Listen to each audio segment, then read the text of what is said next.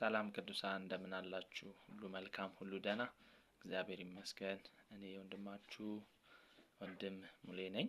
ዛሬ ደግሞ አንድ የእግዚአብሔርን ቃል አጠር ባለ መልኩ ላስታውሳችሁ እወዳለሁኝ።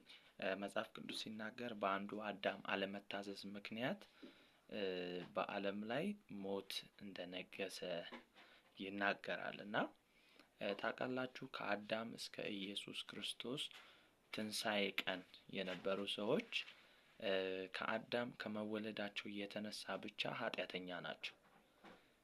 ኃጢአት ባልሰሩት ላይ እንኳን ሞት ነገሰ ነው የሚለው እና በአንድ ንጉሳዊ አስተዳደር ስር ይኖሩ ነበር። እሱም ሞት ይባላል። ሞት ነበር የሚመራቸው፣ ሞት ነበር የሚያስገባቸው። ሰዎቹ ግን በህይወት የሚንቀሳቀሱ በህይወት የሚኖሩ ነበሩ።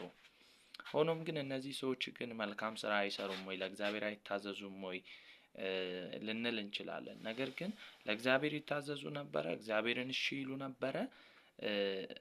ግን በአዳም አለመታዘዝ የተነሳ ከአዳም ዘር ከመካፈላቸው የተነሳ ኃጢአተኞችና በሞት አገዛዝ ስር ሞት የገዛቸው ሰዎች እንደነበሩ መጽሐፍ ቅዱስ ይናገራል። ስለዚህ የትኛውንም ያክል የጽድቅን ስራ ቢሰሩ ከዛ ከአዳም አለመታዘዝ አዳም ካመጣባቸው ሞት ሊነጹና ሊድኑ ፈጽሞ አይችሉም። ተባርካችኋል። ክፍል 2 ይቀጥላል።